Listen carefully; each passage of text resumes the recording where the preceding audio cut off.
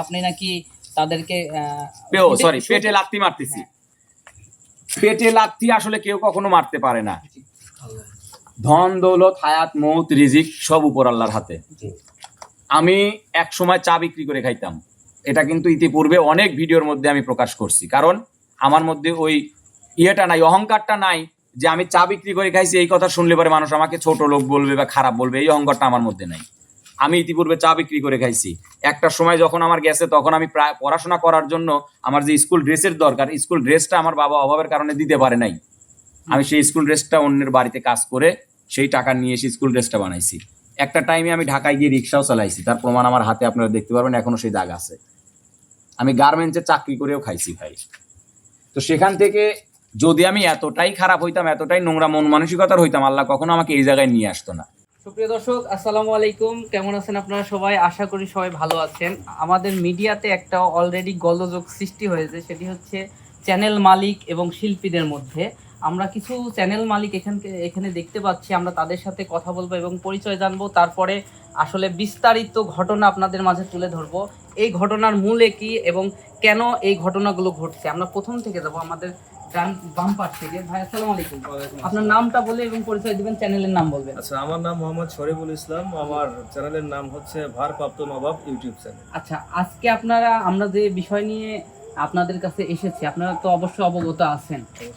এই যে শিল্পী এবং আপনাদের মালিক কমিটি মালিকরা, হ্যাঁ, এদের মধ্যে যে একটা মতবিরোধ চলছে, সেই বিষয়ে আপনি কিছু বলুন। আসলে বলতে গেলে অনেক কথা বলতে হয়। এই যে শিল্পী বা আমাদের মিডিয়ার যে মালিক যে মতবিরোধ চলতেছে, আমরা এটা মনে করি না যে চলতেছে, কিন্তু কিছু কিছু শিল্পীরা এটা ভাবে নিচ্ছে চলতেছে।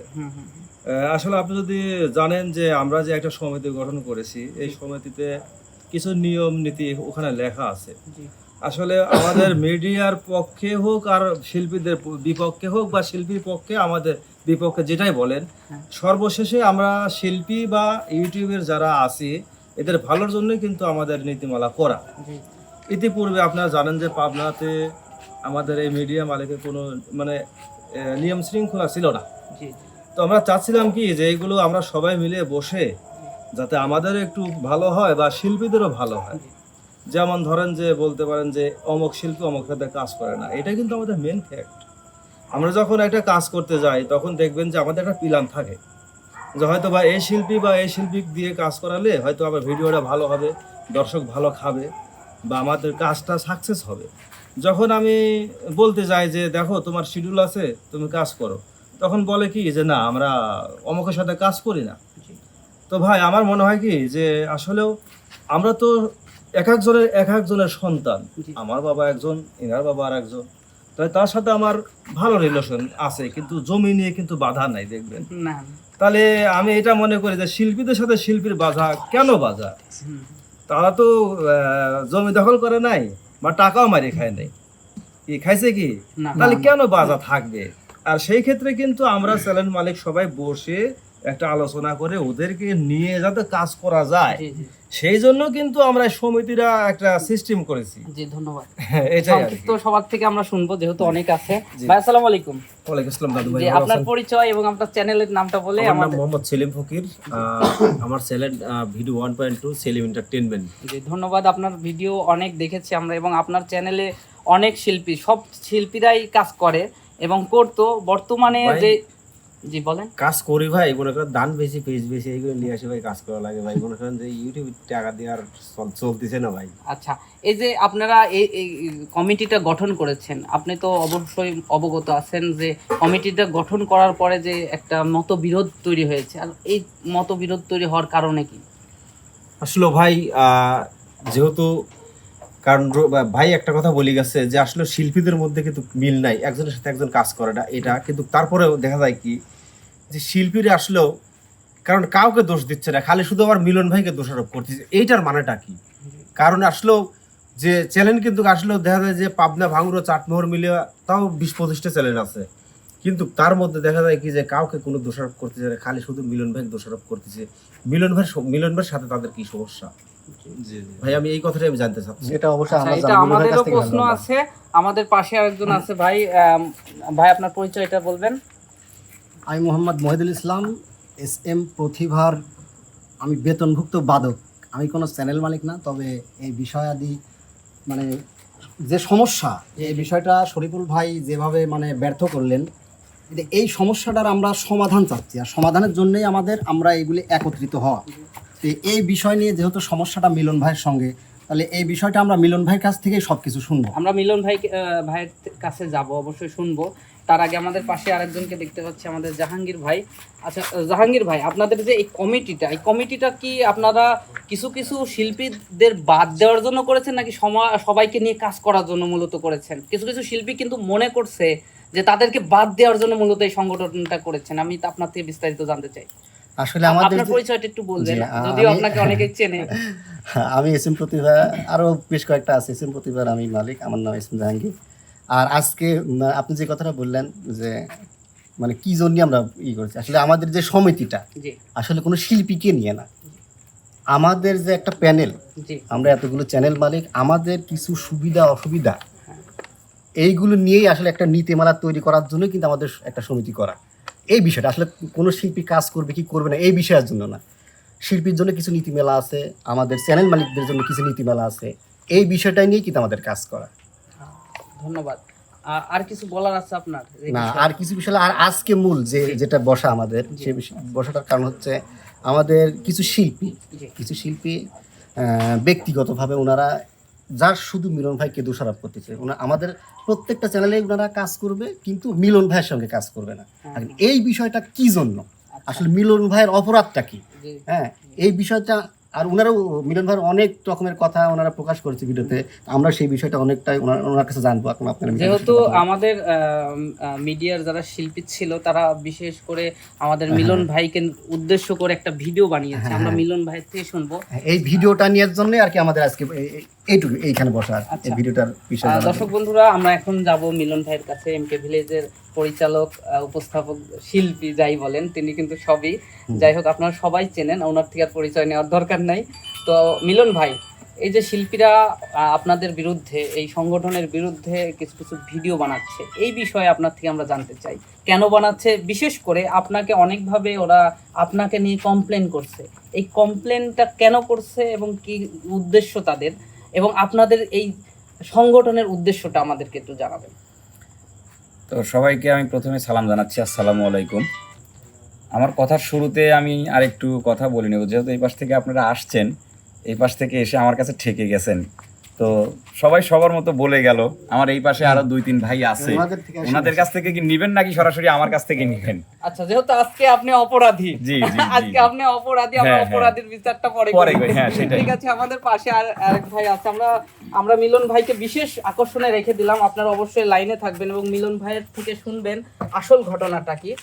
আমাদের পাশে আরেক ভাই আছে, আমরা পরিচয় শুনবো এবং তার থেকে এই সংগঠনের বিষয়ে কিছু জানবো। আসসালামু আলাইকুম। ওয়ালাইকুম আসসালাম। ভাই, আপনার পরিচয়টা বলে। আর পরিচয়, আমি রিবন খান, আমার চ্যানেল হচ্ছে RM ড্রামা, RM মিডিয়া।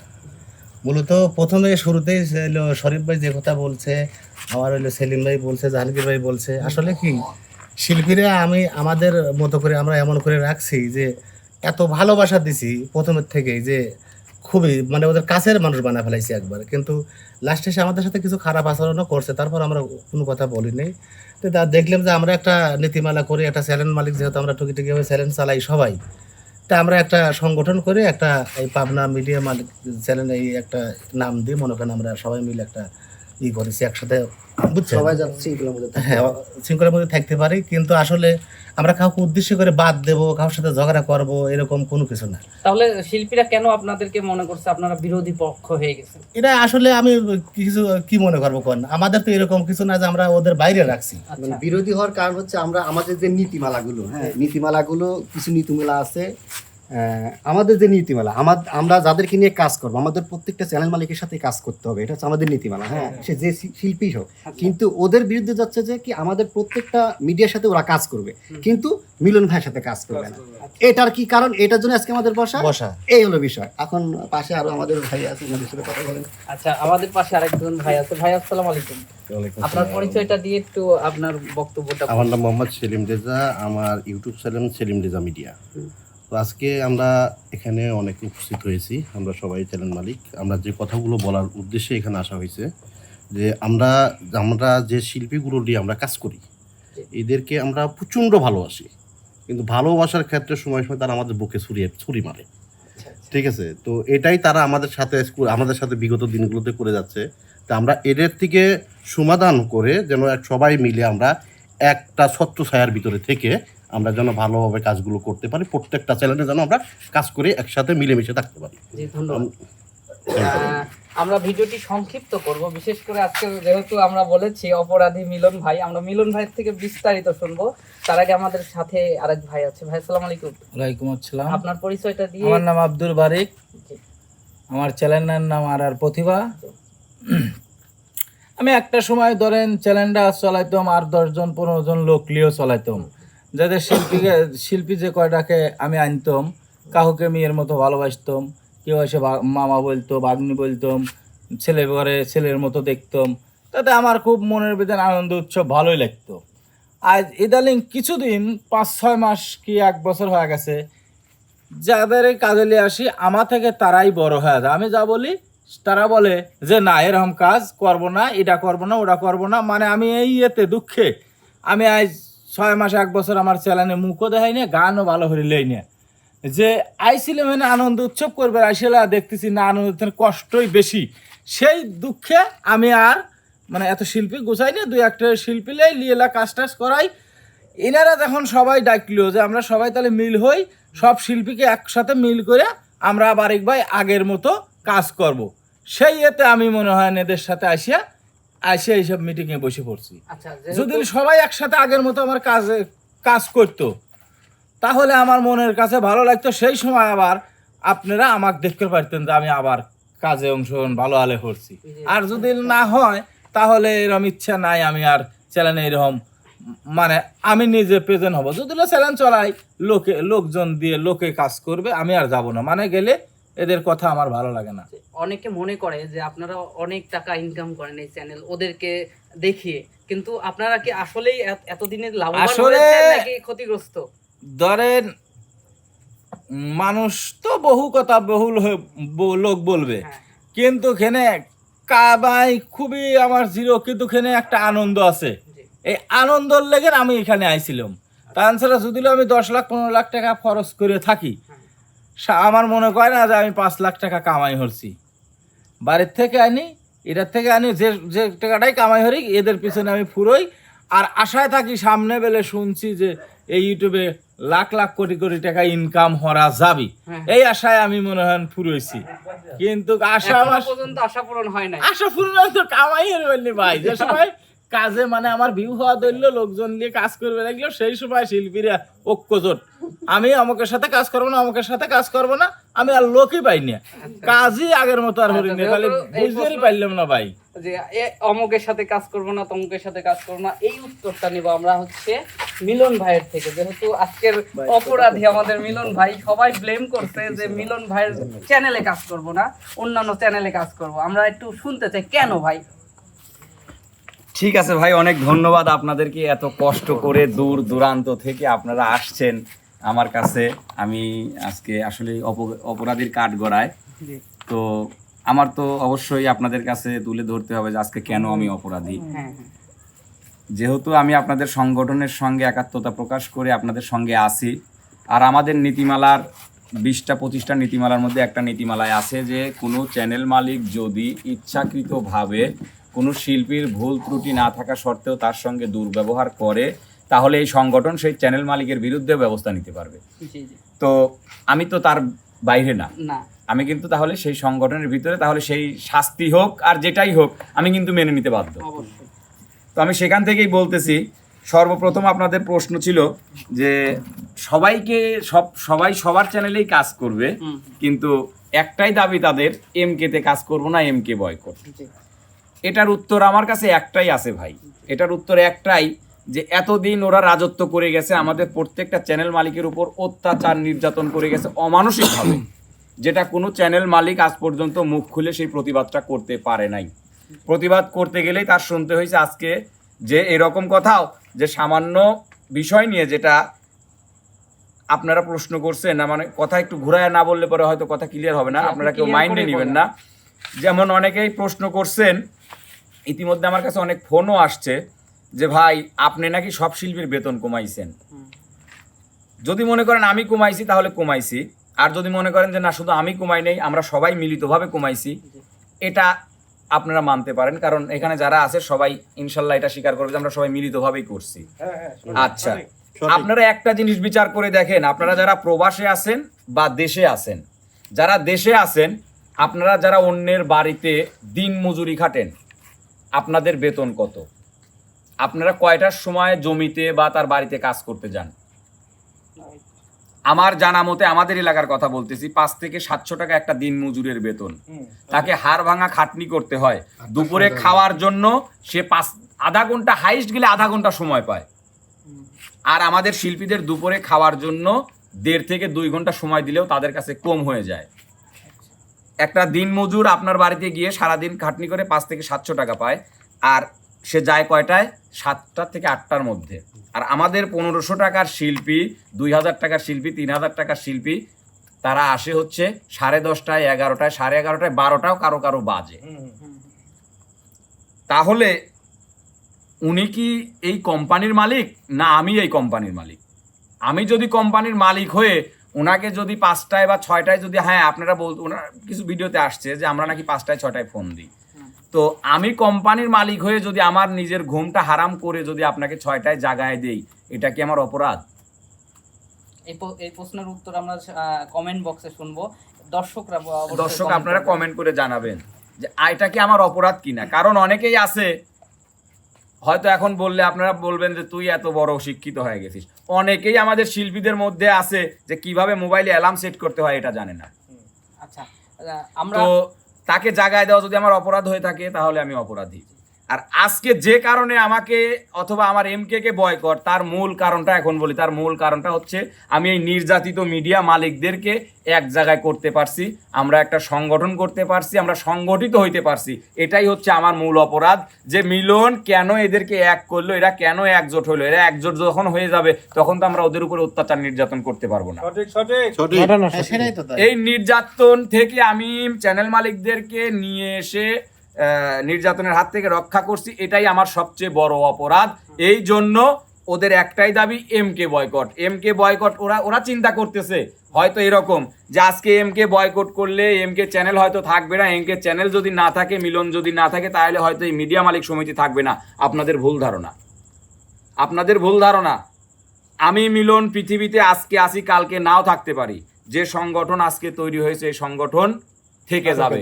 আমি না থাকলে পরেও আমার পরবর্তী প্রজন্ম আসবে। জাহাঙ্গীর ভাই না থাকলে জাহাঙ্গীর ভাইয়ের পরবর্তী প্রজন্ম আসবে। এই মিডিয়া তারা চালায় যাবে এবং এই সংগঠন ততদিন পর্যন্ত থাকবে যতদিন পর্যন্ত আমার বা জাহাঙ্গীর ভাইয়ের বা রিপন ভাইয়ের মিডিয়া থাকবে। আচ্ছা, আমার একটা প্রশ্ন আছে। আমি জাহাঙ্গীর ভাইকে বলেছিলাম যে এই সংগঠনে আপনার উদ্দেশ্য ছিল সবাইকে একত্রিত হয়ে কাজ করার, কিন্তু এই যে কিছু কিছু শিল্পীরা মনে করছে তাদেরকে মূলত বাদ দেওয়ার জন্য আপনি শুরু করেছেন, এই বিষয়ে কিছু বলুন। আচ্ছা, এই বিষয়ে কথা হচ্ছে এইটাই যে এটা যদি, ওই যে আমি আগেই কথা বলে গেছি, আমার কথায় আজকে আপনারা বেয়াদবি কেউ নেবেন না, কারণ সত্য কথা যেহেতু বলতেই হবে সেহেতু এখানে লুকোছাপার কিছু নাই।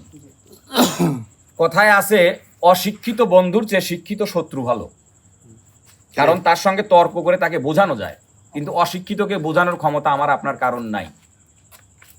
এখানে আমরা যে নীতিমালাগুলো তৈরি করছি, এই নীতিমালাগুলো স্পষ্ট আকারে ছবি তুলে আমরা কিন্তু প্রত্যেকটা শিল্পীকে পাঠাইছি।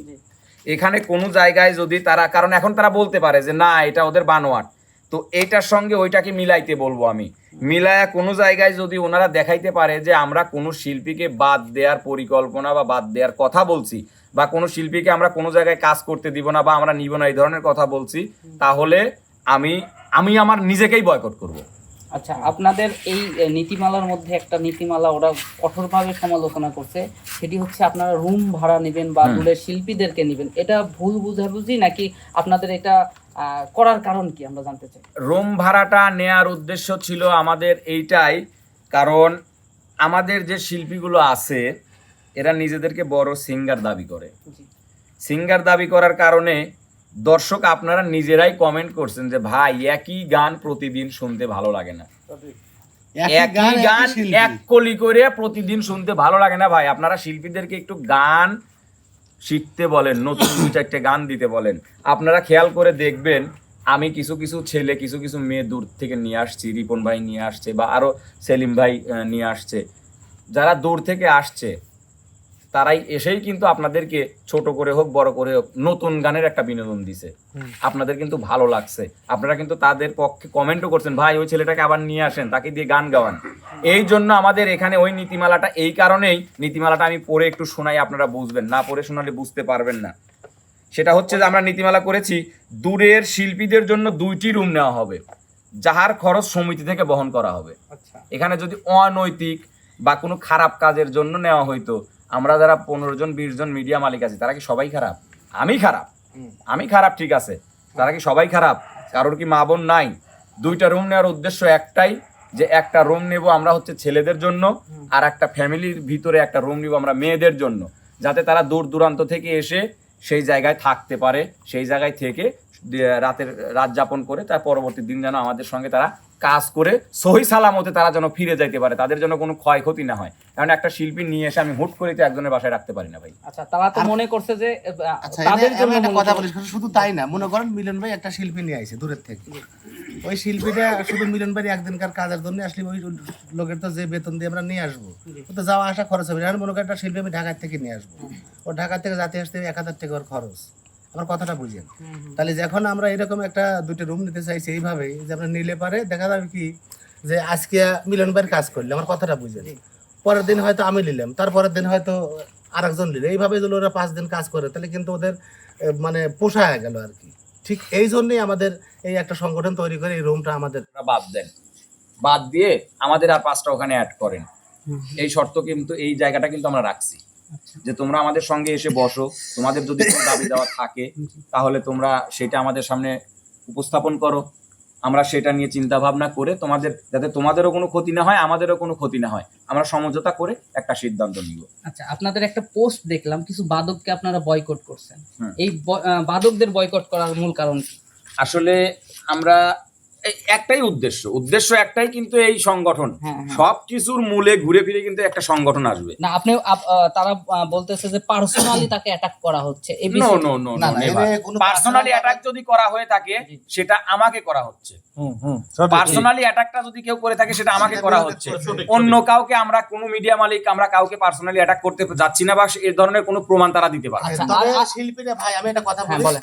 শিল্পীরা এই কথাটা কিন্তু বলছে যে মানে কোনো মিডিয়া মালিকের উপর তার কোনো কোপ নাই, হ্যাঁ, সে মিলন ভাই নিয়ে এত যেহেতু তারপরেও আরেকটা কথা বলছে, আমি ভিডিওটি ফুল দেখছি, ওনারা বলছে যদি তাদের গায়ে ফুলের টুকা পড়ে তাহলে প্রথমত মিলন দায়ী, দ্বিতীয়ত যারা সংগঠনে আছেন আচ্ছা, তারা- তারা দায়ী। এই তারা বিষয়ে কিছু আমরা বলুন। তো তাদের আচ্ছা, বিরুদ্ধে কোনো এখন এরকম এই খারাপ বিষয়টা একটু মন্তব্য খোলাসা আমি করি। করিনি। হ্যাঁ, এই বিষয়টা, এই ঝামেলাটা যেন না হয়, জি।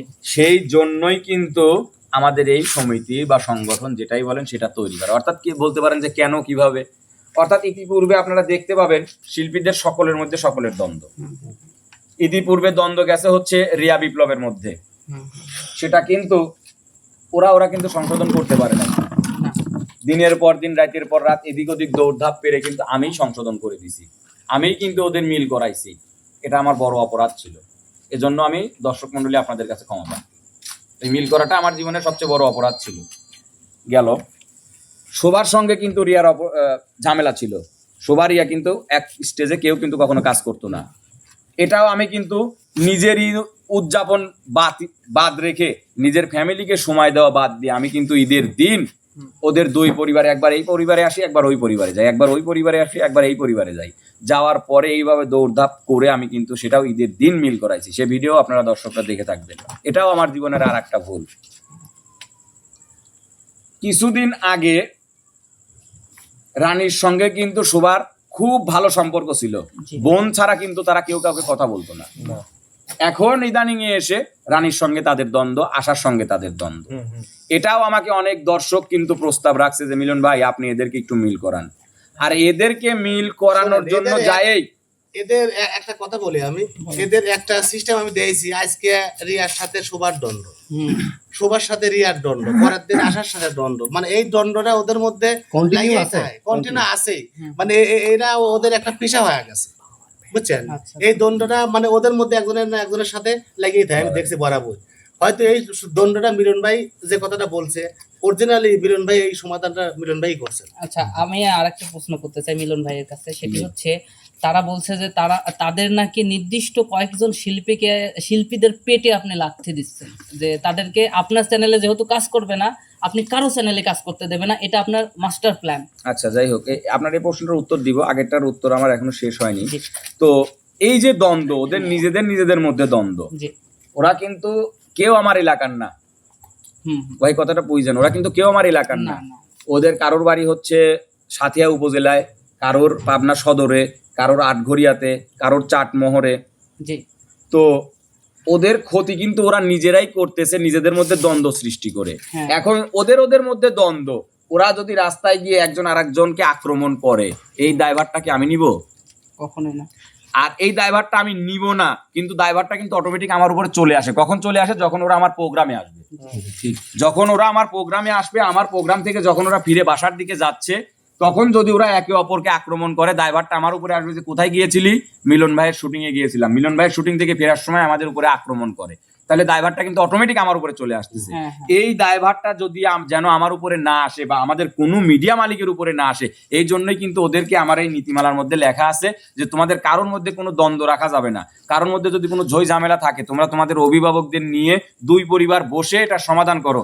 যদি সম্ভব না হয়, আমরা মিডিয়া মালিক আছি, আমাদেরকে ডাকো, আমরা গিয়ে তোমাদের মাঝখানে বসে মিলিতভাবে এটার সমাধান করে দিব। তাহলে কি ভাই আক্রমণ হওয়ার বা আক্রান্ত হওয়ার কোনো সম্ভাবনা থাকে? এটাও আমার জন্য আর একটা অপরাধ। এই অপরাধের কারণেই আজকে মিলন বয়কট। তারপরে কি জানতে চান বলেন? আচ্ছা, যেহেতু এই প্রশ্নটা আসলো, আপনি নাকি তাদেরকে পেটে লাথি মারতেছি।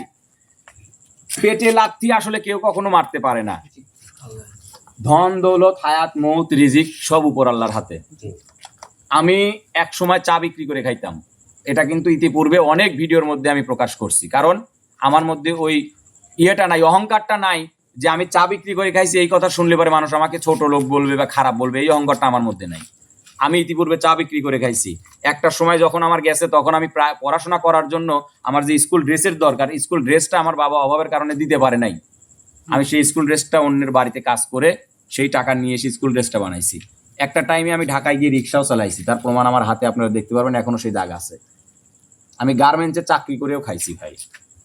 তো সেখান থেকে যদি আমি এতটাই খারাপ হইতাম, এতটাই নোংরা মন মানসিকতার হইতাম, আল্লাহ কখনো আমাকে এই জায়গায় নিয়ে আসতো না।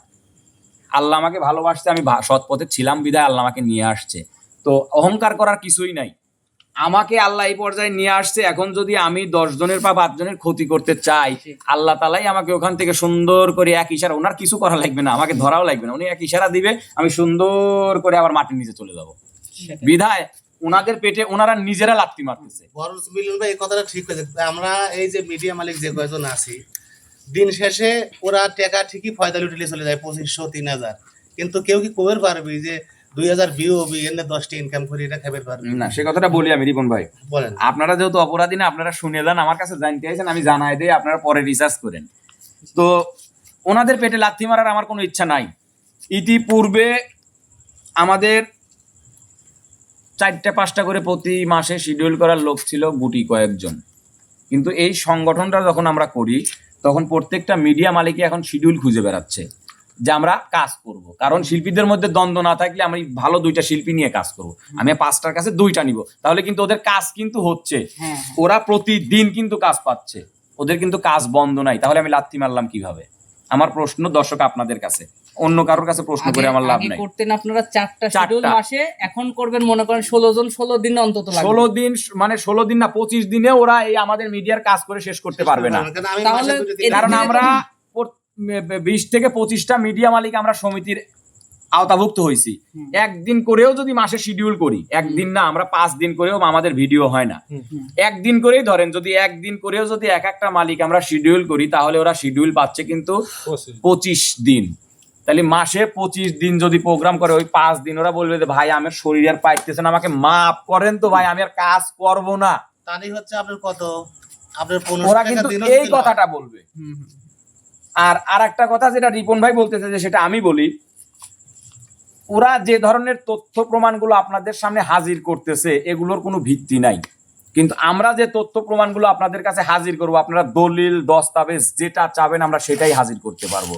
আমি ছেলে কয়জন শিল্পী নিয়ে কাজ করি, এটা ফুটেজের মধ্যে আপনারা দেখতে পান। 8 জন 10 জন শিল্পী থাকে আমার প্রত্যেকটা ফুটেজে। 10 জন শিল্পী থাকলে পিছনে থাকে 2 জন ক্যামেরাম্যান। ওদেরকে নিয়ে যাওয়া নিয়ে আসা মালামাল বহন করার জন্য 2টা গাড়ি রাখতে হয়। বাদক থাকে 2 থেকে 3টা। তাহলে আমার একটা শিডিউলে 16 থেকে 18 জন লোক খাটাইতে হয়। 16 থেকে 18 লোক খাটাইতে আমার 30,000 টাকা, 40,000 টাকা, 35,000 টাকা, মানে যখন যেভাবে হয় এইভাবে কিন্তু আমাদের খরচ করতে হয়। তাহলে 4টা-5টা প্রোগ্রাম যদি আমি মাসে করি, আমার 1.5 থেকে 2 লক্ষ টাকা খরচ হয়। আমার প্রত্যেক মাসের ব্যাংক অ্যাকাউন্ট, ওই যে অ্যাকাউন্টে আমার টাকা ঢুকে, ওই ব্যাংক অ্যাকাউন্টের আপনারা যদি স্টেটমেন্ট চান, আমি স্টেটমেন্ট আমি আপনাদের সামনে তুলে ধরবো প্রিয় দর্শক। ওখানে দেখবেন প্রতি মাসে 1.5 থেকে 2 লক্ষ টাকা খরচ করে আমরা টাকা পাই হচ্ছে 60,000, 70,000, 50,000। আচ্ছা, আমার এই 2 লক্ষ টাকা খরচ করে আমি এই কয় টাকা পাই, এই দায়ভার কি শিল্পীরা নিবে?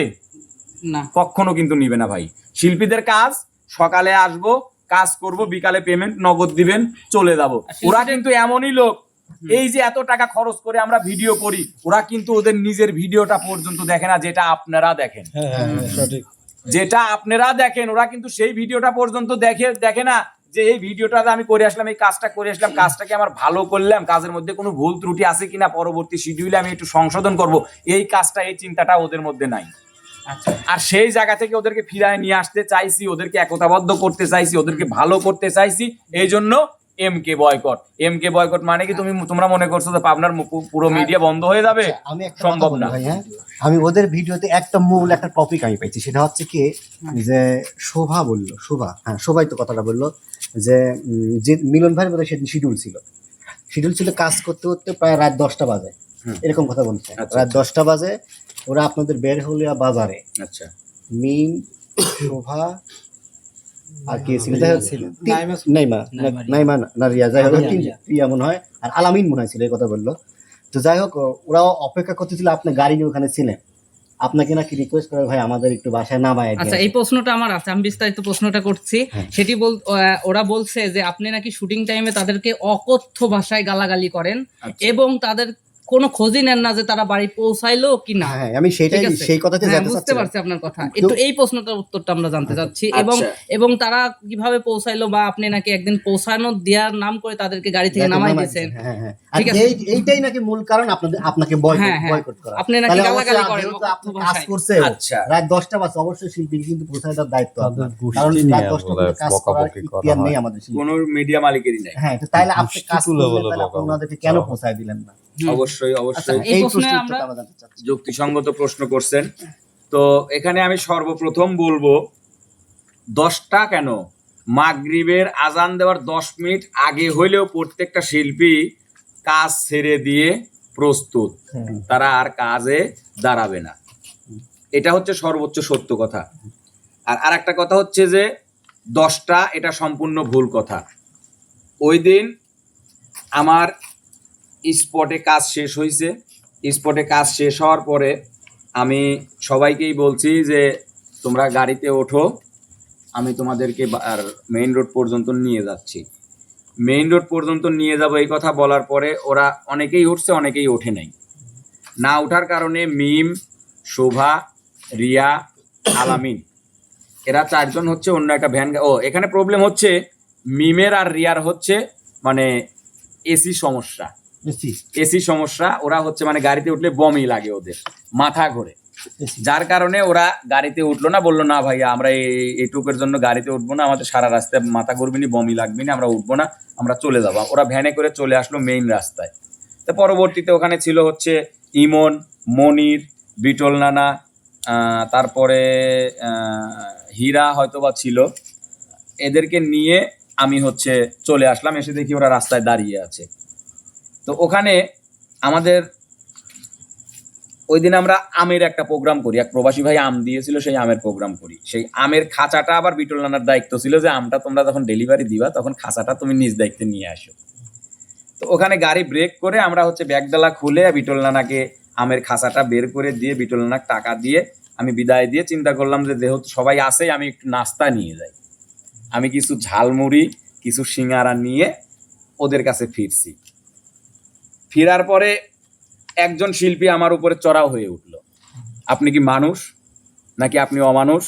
আপনি আমাদেরকে এখানে বসায় রাখছেন, হ্যান করতেছেন, ত্যান করতেছেন। তো তখন আমি বললাম যে দেখো আমি তো তোমাদের পায়ে ধরি নাই, যে আমার গাড়িতেই তোমাদের যাইতে হবে, তোমাদের ভাটায় গাড়িতে উঠতে বলছি, শুটিং স্পট থেকে গাড়িতে উঠতে বলছি, তোমরা ওঠো নাই, এখানে এসে তোমরা গাড়ি পাও নাই, আমি তাও তোমাদেরকে ডাক, কারণ তোমরা আমাকে একবার কিন্তু অপমান করে আসছো, আমার গাড়িতে ওঠো নাই, এখন এখানে এসে তোমরা গাড়ি পাচ্ছ না, সেই সুবাদে তোমরা কিন্তু গাড়িতে উঠছো।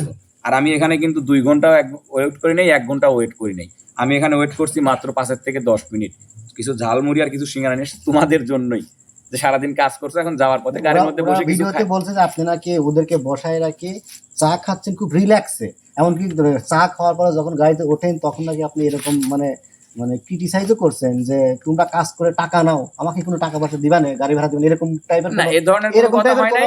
যখন আমার সঙ্গে রাব ব্যবহার করছে, মানুষ অমানুষ বলে উঠছে, তখন আমি বলছি যে আমি কিন্তু তোমাদের পায়ে ধরে আমার গাড়িতে উঠাই না। আচ্ছা, ওরা কিন্তু এই কথা বলছে। হ্যাঁ, ওই গাড়িতে কি মানে ওরা ছাড়া কে কে ছিল একটু আমি শুনতে চাই। ওই গাড়িতে ওরা তো সর্বপ্রথম ছিল না। হ্যাঁ, না, ওই গাড়িতে ছিল হচ্ছে বিটল নানা ছিল, হীরা ছিল, আসার পথে ছিল হচ্ছে মনির, ইমন, এরা ছিল। ওরা তো ওখানে নেমেই, বিটল নানা ওরা তো নেমেই চলে যাচ্ছিল, তো ওরা যাবে ফরিদপুর। আর হীরা, তারপরে হচ্ছে মেয়ে শিল্পী ছিল রিয়া, নাইমা, মিম, শুভা, বন্যা, এরা সবাই যাবে ওইদিকে, যার কারণে এরা এইদিকে নেমে চলে গেছে, আর ওরা সবাই তখন ওইখানে উপস্থিত। আচ্ছা, ওখানে কি দুজন নামাই দিয়েছেন নাকি? না না, আমরা কাউকে নামাই নাই। ওরা যখন আমাকে মানুষ অমানুষ বলছে, তখন আমি বলছি যে আমি কিন্তু তোমাদেরকে পায়ে ধরে উঠাই নাই, আমি এখানে 2 ঘন্টাও লেট করে নেই, 1 ঘন্টাও লেট করে নেই, 5 মিনিট 10 মিনিট লেট করছি, সেটা তোমাদের জন্যই। আমি তোমাদের জন্য কিছু নাস্তা আনতে গেছি, তাতে যদি তোমাদের পোষায় থাকো, না পোষালে বাবা তোমরা তোমাদের মতো গাড়ি ধরে যেতে পারো। ওরা গাড়িতে উঠেই নাই তার মানে? না, গাড়িতে উঠে বসছিল, বসার পরে নেমে আসছে, নেমে আসার পরে আমি মিমকে প্রশ্ন করলাম, আপু নেমে যাচ্ছ কিসের জন্য? বলছে শোভা যদি না যায় তাহলে তো আমি যেতে পারি না ভাই। আচ্ছা, আপনি নাকি বিশেষ কোনো পার্সনের বেশি মূল্যায়ন করেন এবং ওদের মূল্যায়ন করেন না, এই কমপ্লেনটা করছে? হ্যাঁ, এই কমপ্লেনটা করছে, ঠিক আছে। বিশেষ কোনো পার্সন বলতে ইতিপূর্বে যখন এই কথা বলছে যে উনি সিরাজগঞ্জ যাবে কিন্তু আমাদেরকে নামাই দেবেন, এই কথা বলছে সিরাজগঞ্জ। এরকম অহরহ প্রমাণ আছে ভাইয়া, যে আমি ওদেরকে গাড়িতে করে নিয়ে গিয়ে যার যার নিজের বাসায় আমি রেখে আসছি, এরকম হাজারো প্রমাণ আছে। মিলন ভাই গেছে, আমি রিয়া আমাকে একদিন বললো মামা আমাকে আজকে একটু বাইক নামায় দিয়ে আসেন। আমি কোনো কথা না বলে, যে আসলে প্রতিদিন তো বলে না, হয়তো তার একটু সমস্যা হতে পারে, আমি আমার রিয়া মামা বলে ডাকে, তা আমি করে যে মামা ওঠ, আমি তোকে নামায় দিয়ে আসি। আমি ডাইরেক্ট ওর বাড়িতে নামায় দিয়ে আসি, কিন্তু আমার আসতে কিন্তু ওর বাড়ি থেকে প্রায় 1 ঘন্টা সময় লাগে। আমি অজস্র দিন ওদেরকে বাসায় নামায় দিয়ে আসছি, এবং অজস্র দিন ওদেরকে আমি নিয়ে আসছি। মিম, নাইমা, ওদের বাসা থেকে আমি গাড়ি নিয়ে যাই, নিজে ড্রাইভ করে যাই, ওদের বাসা থেকে আমি ওদেরকে নিয়ে আসছি, যে তোদের যাইতে লেট হয়, কথা শুনতে হয়, তোরা আমার গাড়িতে আয়। অজস্র দিন নিয়ে আসছি, শুভাকে নিয়ে আসছি, রিয়াকে নিয়ে আসছি, আলামিনকে নিয়ে আসছি, আবার দিনের পর দিন যায় রেখে আসছি। এই কথা ওরা অস্বীকার করতে পারবে না। কথা জোর গলায় বলি, শিল্পীদের আমরা প্রচন্ড ভালোবাসছি ভাই, বিশ্বাস করে। ওরা যদি আমাদের এতটুকু ভালোবাসতো না, কল লাগে না, মনে হয় যে বাড়ির রেস্টুরেন্ট দিতাম আমরা। আপনি জানেন না, এতটুকু ভালোবাসতো। যাই হোক, আমাদের তো দিন শেষে নিয়েই গেছে, কিন্তু যদি এতটুকু ভালোবাসতো, কল লাগে না, বাড়ির রেস্টুরেন্ট দিতাম আমরা। যাই হোক, আমাদের শিল্পীগুলোর যে কমপ্লেইনগুলো ছিল, আমাদের কাছে খুবই ওরা খারাপ ব্যবহার করছে। আচ্ছা, বুঝছেন? জি, বুঝলাম। যাই হোক, আমাদের যে শিল্পীগুলোর কমপ্লেইন ছিল সেইগুলো আমরা মিলন ভাইয়ের থেকে যথাযথ প্রশ্নের উত্তর পেয়েছি। আমার আরো একটা প্রশ্ন আছে, সেটা হচ্ছে কি, ওরা বলছে যে মিলন ভাই আমাদেরকে এমন এমন কিছু কন্টেন্ট করাতে চায় যেগুলো আমাদের নিজেদের মান সম্মানে বাদে, যেহেতু আমরা মেয়ে মানুষ, আমাদেরও পরিবার আছে, সমাজ আছে। এই বিষয়টা আপনি কি বলেন? আমরা করতে চাই না মিলন ভাই জোর করে অশ্লীল টাইপের কোনো কিছু করাতে চায়। আমার যারা দর্শক আছে, আমার চ্যানেলের যারা ভিডিও দেখে, আমি তাদের কাছেই অনুরোধ করব যে আপনারাই একটু বিচার বিশ্লেষণ করে বলবেন যে শুরু থেকে এ পর্যন্ত আমার কোনো অশ্লীল ভিডিও আপনারা পাইছেন কিনা। আমি যদি অশ্লীল ভিডিও ওদেরকে দিয়ে করায় থাকি, তাহলে তো অশ্লীল ভিডিও আমি আপলোডও করছি, অশ্লীল ভিডিও দর্শকদের তো চোখের সামনে পড়ছে, তাহলে সেই অশ্লীল ভিডিও কোনটা আমি করছি আপনারাই প্লিজ একটু জানাবেন। আর যারা বললো যে আমি ওদেরকে দিয়ে অশ্লীল ভিডিও করাইছি, এই উত্তরটা তাদেরকেই দিয়েন যে তারা কত বড় মিথ্যুক হইলে, কত বানোয়াট কথা বলতে পারলে এই ধরনের কথা বলতে পারে যে মিলন ভাই জোর করে আমাদেরকে দিয়ে অশ্লীল ভিডিও বানায়। এরকম দুই একটা বানাইতে চাইছেন, এই জন্য ওনারা অস্বীকার করেছে, এইসব নানান কারণের জন্যই আপনার সাথে বিরোধ। না, বিরোধ তো হইলো আমার সঙ্গে আজ 5 দিন বা 7 দিন। ওরা একটা কথা আমি মনে করি মিথ্যা বলছে, সেটা হলো কি, কইছে যে আমাদের পেটে লাথি মারছে। এই কথাটা মনে হয় মিথ্যা, কারণ ওরা এত টাকা কামাইছে। আমার মনে হয় না পাবনা জেলার কোনো মিডিয়ায় কামনা করলে ওদের কোনো সমস্যা নেই, আমি এটা জোর গলায় বলতে পারি। আমার কথা কি বুঝেছেন? হ্যাঁ অবশ্যই। পাবনা জেলায় যত মিডিয়া আছে ওদের কাজ করা লাগবে না, ওদের এমনি চলে যাবে। কারণ আমরা এত ভালোবাসেছি, এই ভালোবাসার শেষ নাই। ওরা আমরা দিন শেষে ওরা ফয়দা লুটে গেছে, কিন্তু আমরা কিছুই পাই। আচ্ছা, আর কোনো কারো প্রশ্ন আছে? আমি বলছি যে যেহেতু অনেক বড় ভিডিও হয়ে যাচ্ছে, এখন আপনারা কি চাচ্ছেন? একটু সবাই পিছনে আসে, ক্যামেরাম্যান ভাইরা। আমরা অনেকগুলো চ্যানেল মালিক এখানে উপস্থিত আছে, অনেকগুলো চ্যানেল মালিক ক্যামেরার পিছনেও রয়েছে, কারণ তাদের আপাতত অনেক রাত হয়ে গেছে, ক্যামেরাম্যান আসে নাই, এবং অনেকের বাড়ি অনেক দূরে, যার কারণে অনেকের কাজ থাকে, তারাও উপস্থিত হতে পারে নাই। আমরা এখন জানতে চাচ্ছি এখন করণীয় কি, আপনারা কি করতে চাচ্ছেন? কে উত্তরটা দিবে? আমি বলি, হ্যাঁ। আমরা যেটা চাই সেটা হচ্ছে কি, আমরা শুরু থেকেই এটা চাই যে আমাদের যে সংস্কৃতি আমরা চাই, আমাদের যে মূল, আমরা কিন্তু গান নিয়ে কাজ করি, আমাদের সংস্কৃতিটা যাতে অপসংস্কৃতিতে না যায়, এইভাবে আমরা কাজ করতে চাই। এটা হচ্ছে মূল কথা। আর আমরা যে পাবনা মিডিয়া মালিক সমিতি একটা সংগঠন তৈরি করছি, এইটার যে নীতিমালা, এই নীতিমালা অনুযায়ী আমরা চলতে চাই। এটা হচ্ছে মূল কথা। এই নীতিমালা কি সকল শিল্পীদের জন্য প্রযোজ্য? হ্যাঁ, অবশ্যই। আচ্ছা আচ্ছা, যারা আপনাদের নীতিমালা মানবে তারা আমাদের সঙ্গে কাজ করবে, আর যারা মানবে না তাদেরকে আমাদের দরকার নেই। এটা হচ্ছে আমাদের মূল কথা, তাই তো ভাই? জি। তাহলে কি আমরা আজকের মতো ভিডিওটা শেষ? না, ভিডিওটা শেষ করার আগে আর ভাই, কিছু প্রশ্ন? অনেক কথাই হয়েছে, জি। সেটা আমার মুখের কথা হয়েছে। জি আসলে আমার মুখের কথা সত্য কিনা, জি, বা আমরা সংগঠন করছি, হ্যাঁ, এই নীতিমালার মধ্যে কি কি লেখা আছে, হ্যাঁ। আমি এইগুলো একটু দর্শকদের উদ্দেশ্যে পড়ে শোনাতে চাই। জি। দর্শক, আপনারা এই কমেন্টটা আমাদের প্রত্যেকের চ্যানেলে করবেন যে ভাইয়ারা আপনাদের এই নীতিমালাটা আমাদের পছন্দ হয় নাই, বা এই নীতিমালার মধ্যে এই নাম্বারের নীতিমালাটা আমাদের পছন্দ হয়। আমরা অবশ্যই আমরা সংশোধন করব, এবং সংশোধন করব ইনশাল্লাহ, কথা দিলাম। যে আমাদের আজকে কাঠগড়ায় দাঁড়িয়েছিল আমাদের আসামি মিলন ভাই, আমরা মিলন ভাইয়ের থেকে অনেক প্রশ্নের উত্তর পেলাম, এবং পাশে অনেক চ্যানেল মালিক ছিল, তাদের থেকে উত্তর কিছু পেলাম। তো যাই হোক, অনেক বড় ভিডিও হয়ে গেছে, আমরা শেষ করব। মিলন ভাই, জি ভাই, শেষ করার আগে আপনার শেষ কথাটা বলে আমাদের বিদায় দেন। শেষ করার আগে আমি এই নীতিমালাটা আপনাদের বলে নেই। এই নীতিমালাটা আমরা আগামীতে আমাদের আর একটা মিটিং আছে, সেই মিটিং এর দিনে এই নীতিমালাটা আমরা আপনাদের সামনে তুলে ধরবো। আর একটা কথা হচ্ছে যে আমি ইতিপূর্বে চ্যানেল শুরু থেকে আজ পর্যন্ত কোন শিল্পীর উপকার করছি, কোন শিল্পীর ক্ষতি করছি না করছি, এটা আপনারা সবাই জানেন, সবাই আপনারা ভিডিওর মাধ্যমে জানতে পারছেন। তো তারপরেও আপনারা যে অভিযোগ, অভিমানগুলো, যে দোষগুলো আমার উপরে চাপায়া দিচ্ছেন বা চাপায়া দিছেন, সেইগুলোর পক্ষেই আমি কথা বলবো। অর্থাৎ আমি যদি আপনাদের কোনো ক্ষতি করে থাকি, আমি যদি আপনাদের কাছে কোনো ভুল করে থাকি, তো আসলে ওই যে কথায় আছে, মানুষ ছোট হয় কখন, যখন তার জিতার প্রয়োজন হয়, সেই সময় মানুষ ছোট হয়। আমি আপনার কাছে সরি বললে, মাপ চাইলেই যে আমি ছোট হয়ে যাব তা নয়। আমার মধ্যে জ্ঞান, বিবেক, বুদ্ধি আল্লাহ সব কিছুই দিয়ে দিয়েছে। তো আমি আপনাদের কাছে একটা করজোরে অনুরোধ করব, যেটা সত্য সেটা যদি আপনারা তুলে ধরেন, আমি জীবনেও আপনাদের বিপক্ষে কোনো কথা বলবো না। যেটা মিথ্যা সেটা আপনারা বন্ধ করুন, আপনাদের কাছে আমি করজোরে অনুরোধ করতেছি। আপনারা মিথ্যা প্রচার করে নিজেদের ক্ষতি করবেন না, কারণ আজকে আপনি মিথ্যা প্রচার আমার একার নামে করবেন, আমার 1 মিলিয়নের নামে মিথ্যা প্রচার করে কিন্তু আপনারা 10 মিডিয়া মালিকের কাছ থেকে বঞ্চিত হচ্ছেন। আমরা তো কোনো শিল্পীর কোনো বদনাম করে নাই। আমি 1 মিলিয়নের দুর্নাম করে কিন্তু আপনারা 15 জন মিডিয়া মালিকের কাছ থেকে বঞ্চিত হচ্ছেন। কোন শিল্পী কিন্তু বলতে পারবে না এখন পর্যন্ত যে আমরা কোনো শিল্পীর বিরুদ্ধে কোনো। তো আমি আপনাদের কাছে অনুরোধ করব যে এটা বন্ধ করুন, যেটা সত্য সেটা তুলে ধরুন, আপনারা সব জায়গায় মূল্য পাবেন।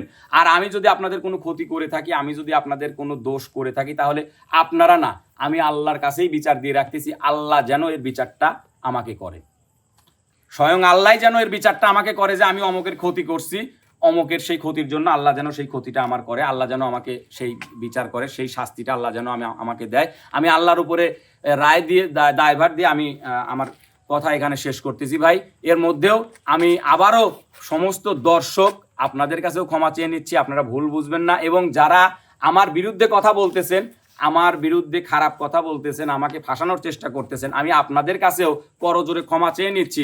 আবারও অনুরোধ করতেছি, আপনারা ভুল ত্রুটি সব ঝেড়ে ফেলে দেন, অতীতে কি হয়েছে না হয়েছে সব ফেলে দেন। আমরাও মানুষ, আপনারাও মানুষ, আপনাদেরও হয়তো দোষ আছে, আমারও দোষ আছে, আমার হয়তো 100% আছে, আপনার হয়তো 10% আছে, আপনিও দোষী। 10% হলে আপনিও দোষী, আমি 100% নিয়ে দোষী। তো আমি আপনাদের সবার কাছে ক্ষমা প্রার্থনা করতেছি, শিল্পী প্লাস দর্শক, আপনারা সবাই ক্ষমা সুন্দর দৃষ্টিতে দেখবেন। ভুল ত্রুটি কার সেটা সম্পূর্ণ ভালোভাবে শুনবেন, শুনে সেটা নিজের ব্রেনে নেবেন যে আপনাকে যে প্রশ্নটা করা হচ্ছে এই প্রশ্নটা শুনে আপনি কতটুকু নিজেকে কন্ট্রোল করতে পারবেন, আপনাকে রাগানোর জন্য প্রশ্নটা করা হচ্ছে কিনা, আপনাকে খেপানোর জন্য প্রশ্নটা করা হচ্ছে কিনা, এগুলো বুঝে শুনে তারপরে একটা রায় দিবেন। আমি মাথা পেতে নেব। এই ছিল ভাই আমার বক্তব্য। তো দেশ ও দেশের বাইরে সকল দর্শকদের আবারও অবগতির জন্য জানাচ্ছি যে এই যে সমস্যাটা সৃষ্টি হয়েছে, সমস্যা যেখানে সমাধানও সেখানে। তো এদের মধ্যে যে সমস্যার সৃষ্টি হয়েছে অবশ্যই সমাধান হবে। এভাবে আলোচনা করতে করতে এক সময় দেখবেন আবার সবাই মিলে একত্রে কাজ করছে। আমরা এটাই চাই যে সবাই মিলে যেন একত্রে আবার আগের মতো বিনোদন করে। তো সেই প্রত্যাশা রেখে আজকের ভিডিওটি শেষ করছি। সবাই ভালো থাকবেন, সুস্থ থাকবেন। আল্লাহ হাফেজ। আল্লাহ